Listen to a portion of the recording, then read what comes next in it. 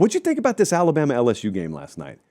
The final's 20-9. Now, Bama covered. It was our best bet of the week. Bama somehow covers and hangs 20. We'll take it however we can get it. We're hanging 2 Chalai on this game. It was a one-possession game late in the second half, and yet it never felt like it was in doubt, or maybe if you're a Bama fan, it did feel like it was in doubt a little bit. Meemaw would call this one of those classic grumble games, a grumble win, if you will. Bama got so spoiled for a long time under Saban, they'd win by like 30 and still have complaints. Okay, well, that's backed off just a little bit because you play a lot of one-possession type games under DeBoer.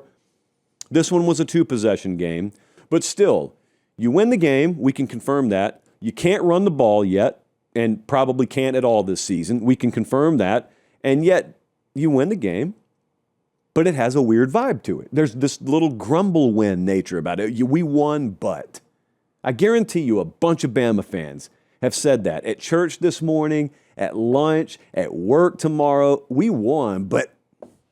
And then something about the run game, something about Ryan Grubb's play calling on first down is going to follow the but.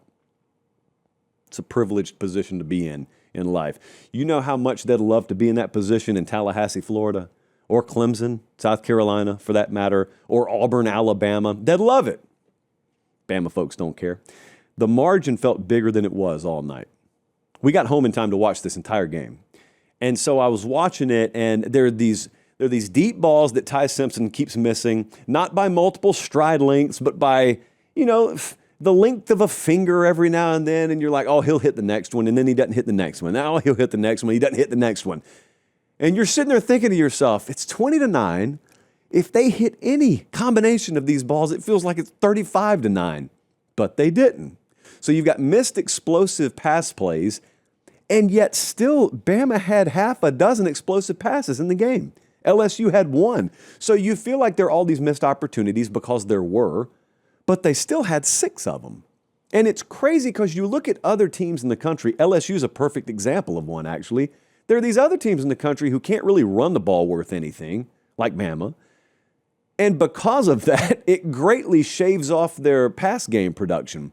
You watch Alabama, and the only thing that's shaving off their pass game production, I'm not going to call it self-inflicted because pressure on the quarterback can hurry up a throw, tight coverage can lead to an incomplete pass, but there are a lot of balls that just frankly have to be completed down the field. Well, they don't have to be. They need to be in order for their offensive profile to be what it can be, for their national title hopes to be what they can be, that just aren't being completed. So, I don't know, does that clean itself up? One of my least liked phrases in football, we're going to clean that up. Like it's a grimy window. It's November, but we're going to clean things up.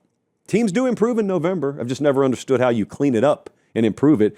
20-9 game could have just as easily been like 38-9 if they hit some explosive pass plays. But the run game kind of is what it is. I mean, I don't know how many times I looked around today. I looked at my inbox. A bunch of fans will always DM you after a win and say, hey, how are we going to get this cleaned up? There it is again.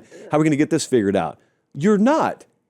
You got one of the best offensive staffs in the country there. Those guys are paid a lot of money. You've got your players, unless you're an Oregon Duck, theoretically as healthy as they could be coming out of the bye week. It is what it is. It was one of their worst rushing performances of the year last night. Now look, Blake Baker's an American hero. That LSU defense played their tails off. Even then, you got to be able to do better than that, or else it just is what it is. So it is what it is with Alabama. It's a flawed contending team. Fortunate news for them, everyone has flaws. Contrary to popular belief, there's probably somewhere, somehow, Ohio State even has a flaw or two. I'm not supposed to say that because those flaws aren't very big, but they may be there somewhere. This is just where Bama's inefficient. The defense keeps showing up, though. 3 more sacks. The pass rush was one of 2 things that I said I was looking for in this game. Pass rush continuing to come along. Run game, improvement. Well, we didn't get the second one, but we did get the first one. They held LSU to 5 of 14 on third downs. They had 7 tackles for loss. LSU, 4 red zone trips, 0 touchdowns. They consistently right now are making, 24, 27 points, good enough to win. And Specifically, their red zone defense has been the most underreported important facet of this team this year. They yell constantly. Like if you're around them, if you stand on a Bama sideline, you go watch them in practice, one of the things they just yell constantly is, make them snap it again, make them snap it again, make them snap it again. And what that means is, and this is not rocket science here by any stretch, but there's a huge difference in someone breaking a long run or a long pass on you and them scoring versus them getting pushed out of bounds at the 7. Is it first and goal? Yeah, it is. But every additional time you make the opponent snap the ball, no matter how close to the goal line it is, it gives them one more shot to screw it up, to fumble it, for you to tackle them for a loss, for them to false start. And Bama's just disproportionately better at doing that than a lot of teams are.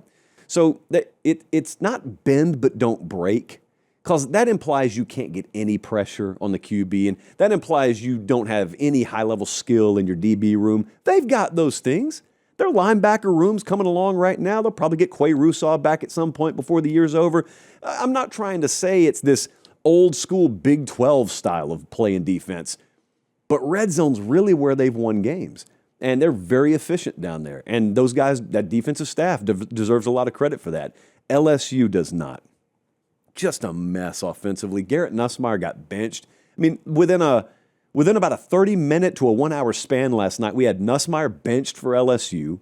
We had DJ Lagway benched for Florida. I mean, look, everyone made fun of my preseason SEC quarterback rankings, but whose ranking didn't at least have Garrett Nussmeier up in the top 5?